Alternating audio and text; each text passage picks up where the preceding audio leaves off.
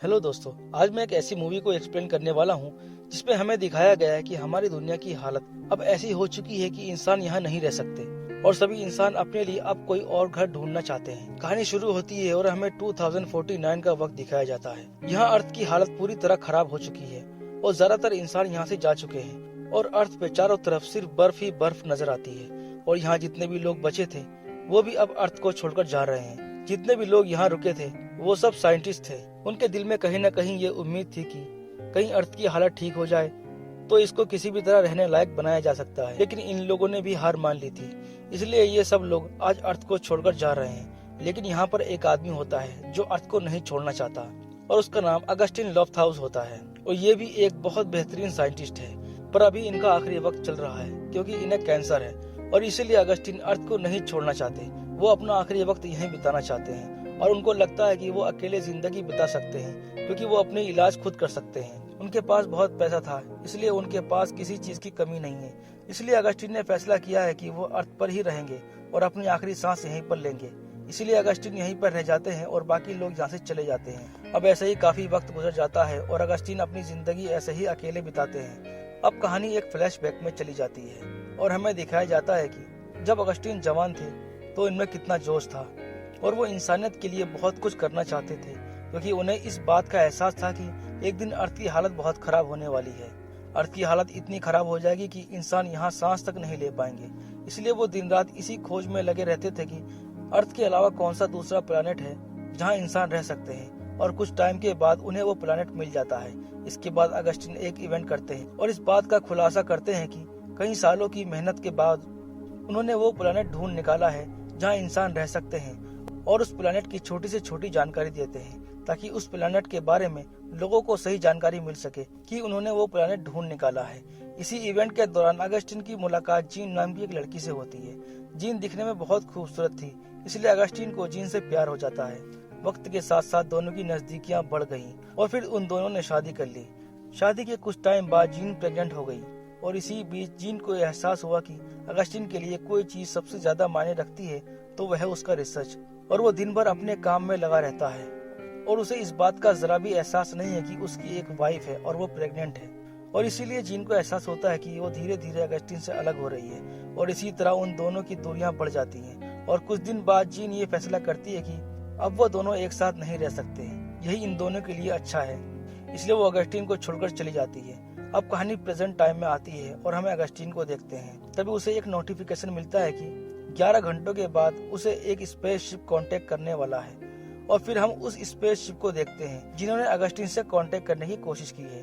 और इस शिप में हम 5 लोगों को देखते हैं। ये लोग K23 नाम के एक प्लेनेट से आ रहे हैं जिस प्लेनेट को अगस्टिन ने ढूंढा था। और आज से 6 साल पहले अगस्टिन की कंपनी ने इन सबको K23 प्लेनेट पर भेजा था ताकि ये लोग वहाँ पर जाएं और रिसर्च करें कि क्या वहाँ पर जिंदा रहना पॉसिबल है, जैसा कि अगस्टिन ने रिसर्च किया था। और कुछ दिन पहले ही इनका रिसर्च खत्म हो गया था और अब ये अर्थ की तरफ वापस आ रहे थे। लेकिन इन सबको ये बात नहीं पता थी कि अब अर्थ की हालत पहले से भी ज्यादा खराब हो चुकी है और अब वहाँ पर जिंदा रहना बहुत मुश्किल है। इसलिए अब ये अगस्टिन की जिम्मेदारी है कि वो इन लोगों को सबके बारे में बताए और उन्हें अर्थ पर आने से रोके। लेकिन अब अगस्टिन की तबीयत इतनी ज्यादा खराब रहने लगी है कि इनको उसके बारे में कुछ भी याद नहीं रहता। इसलिए वो अब उस स्पेसशिप के बारे में सारी जानकारी जमा कर रहे हैं कि आखिर उस स्पेसशिप में कौन कौन है। और फाइनली उन्हें वो सारी चीज याद आ जाती है कि उस स्पेसशिप को उनकी कंपनी ने ही भेजा था। अब अगस्टिन तैयार हो जाते हैं उस स्पेसशिप की मदद करने के लिए। इधर हम उस स्पेसशिप को देखते हैं और हमें उन 5 लोगों के बारे में पता चलता है। उस शिप के हेड है डॉक्टर आयरिस, इनके बाद है कमांडर एडोल्फ और उनके अलावा और 3 लोग हैं। और ये सभी लोग पिछले काफी वक्त से अर्थ पर कांटेक्ट करने की कोशिश कर रहे थे लेकिन उनका कांटेक्ट नहीं हो पा रहा था। बहुत कोशिश के बाद आज उनका कांटेक्ट हो पाया है डॉक्टर अगस्टिन से, लेकिन पूरी तरह से इनका कांटेक्ट नहीं हो पाया है। सिर्फ एक छोटी सी नोटिफिकेशन गई है। इसके बाद हम अगस्टिन को देखते हैं जो खाना खा रहे हैं क्योंकि उनको पता है कि अब वो उनसे 11 घंटों के बाद ही कांटेक्ट कर पाएंगे। लेकिन तभी अगस्टिन के किचन में आग लग जाती है और भागता हुआ अगस्टिन अपने किचन में पहुंच जाता है। और जब वो वहां आग बुझा देते हैं तब उनकी नजर एक छोटी बच्ची पर पड़ती है। वो उस बच्ची को देखकर हैरान हो जाते हैं कि आखिर वो बच्ची यहाँ पर कैसे आई। फिर अगस्टिन उससे बात करते हैं की कोशिश करते हैं ताकि वो पता लगा सके कि वो बच्ची आखिर वहाँ पर कैसे आई।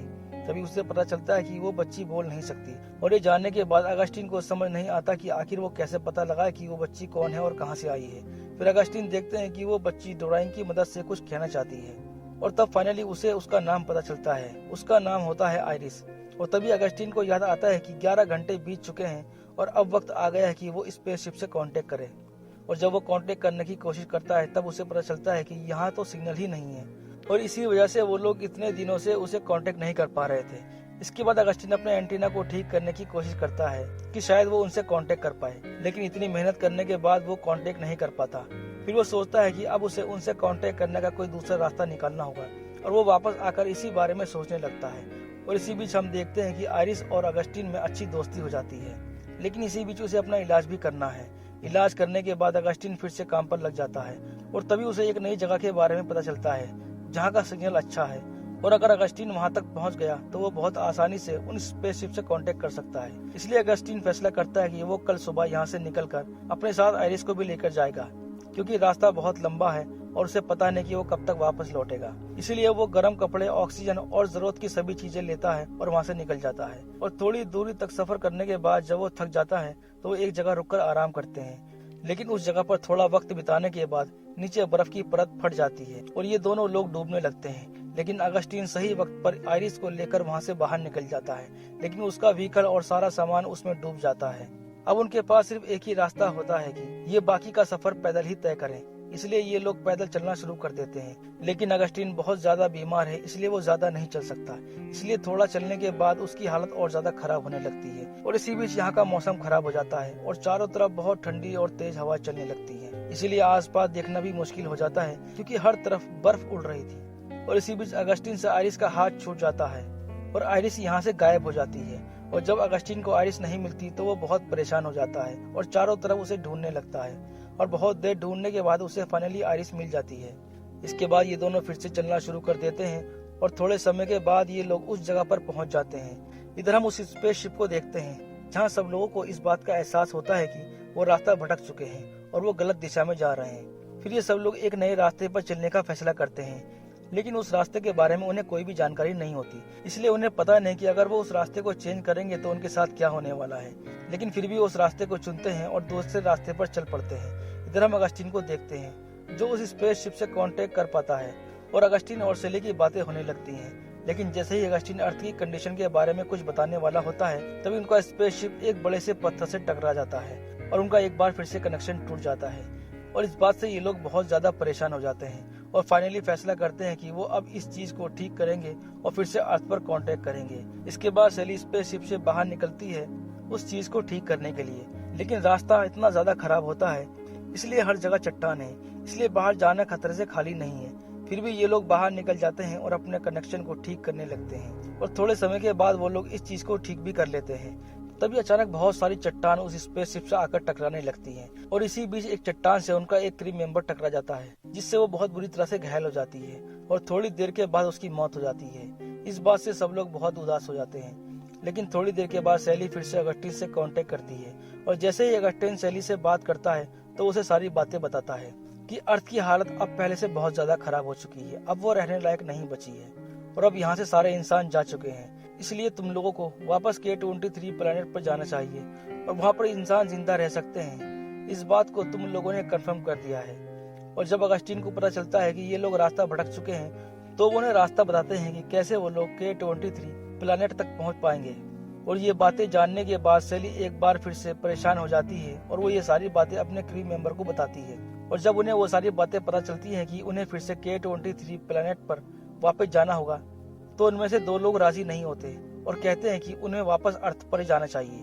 वो स्पेसशिप का मैन पायलट है, वो इसलिए अर्थ पर जाना चाहता है क्योंकि उसकी वाइफ वहाँ पर है और उसे लगता है कि उसकी वाइफ अभी तक उसका इंतजार कर रही होगी। लेकिन अगस्टीन बार बार उसे समझाता है कि अर्थ के सारे लोग यहाँ से जा चुके हैं या तो फिर मर चुके हैं। और इस बात को सुनने के बाद वो पायलट कहता है कि अगर मेरी वाइफ मर भी चुकी है तब भी मैं उस चीज को कंफर्म करने के लिए अर्थ पर आऊंगा।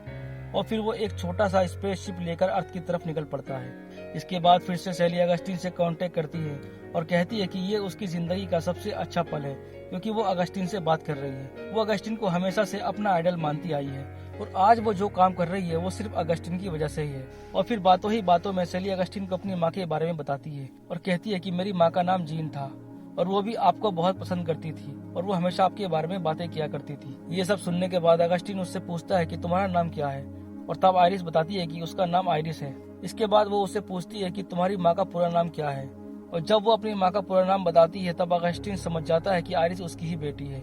और आइरिस का नाम सुनने के बाद वो उसे छोटी बच्ची याद आ जाती है, और फिर अगस्टिन भागता हुआ उस छोटी बच्ची के पास पहुंचता है तो वो देखता है कि वहाँ कोई बच्ची है ही नहीं। और फिर हमें पता चलता है कि आइरिस नाम की कोई बच्ची यहाँ कभी थी ही नहीं, ये सिर्फ अगस्टिन का हेलुसिनेशन था। इस बात से हमें ये पता चलता है कि वो लड़की इसके जीने की एक वजह थी, क्योंकि अगस्टिन सिर्फ अपनी बेटी को बचाने के लिए जिंदा था, और वो उस टाइम का इंतजार कर रहा था जब वो उस स्पेसशिप को K-23 प्लेनेट पर भेज सके, ताकि उसकी बेटी हमेशा के लिए सेफ हो जाए। लेकिन जब इसकी बीमारी बढ़ने लगी और इसके दिमाग से चीजें खत्म होने लगी, तो इसके दिमाग ने इसके अंदर आरिस नाम की एक बच्ची को पैदा किया, ताकि वो उसके लिए तब तक जिंदा रहे जब तक वो उसकी बेटी को K-23 प्लेनेट पर नहीं भेज सके। और इसीलिए अगस्टिन ने उस स्पेसशिप के बारे में इतनी सारी जानकारी रखी थी। लेकिन अगस्टिन आइरिस को इस बारे में नहीं बताता कि वो उसका फादर है, क्योंकि अगर उसने उसे इस बारे में बता दिया तो कहीं आइरिस उसे लेने के लिए अर्थ पर ना आ जाए। लेकिन अगस्टिन यहाँ थोड़ी देर आइरिस से बात करना चाहता था, इसलिए वो आइरिस से पूछता है कि K-23 दिखने में कैसा है। फिर आइरिस K-23 के बारे में हर चीज बताती है, और आइरिस की आवाज में K-23 के बारे में सुनकर अगस्टिन बहुत खुश होता है, और फिर वो उन्हें जाने के लिए कहता है। इसके बाद आइरिस अपने साथी के साथ K-23 के लिए निकल जाती है, और उसी के साथ साथ वो सब स्पेसशिप को ये इन्फॉर्म कर देती है कि K-23 प्लेनेट पर जिंदगी पॉसिबल है। इसलिए जितने भी लोग अर्थ को छोड़कर नए प्लेनेट की खोज कर रहे हैं वो सभी K-23 पर आ जाएं। इसके बाद हम फिर से अगस्टिन को देखते हैं जो खुले आसमान के नीचे खड़ा है, और वो बहुत खुश लग रहा है, क्योंकि अब उसे पता है कि उसकी जिंदगी का मकसद पूरा हो चुका है, और अगर वो अब वो मर भी जाए तो उसे इस बात का कोई गम नहीं।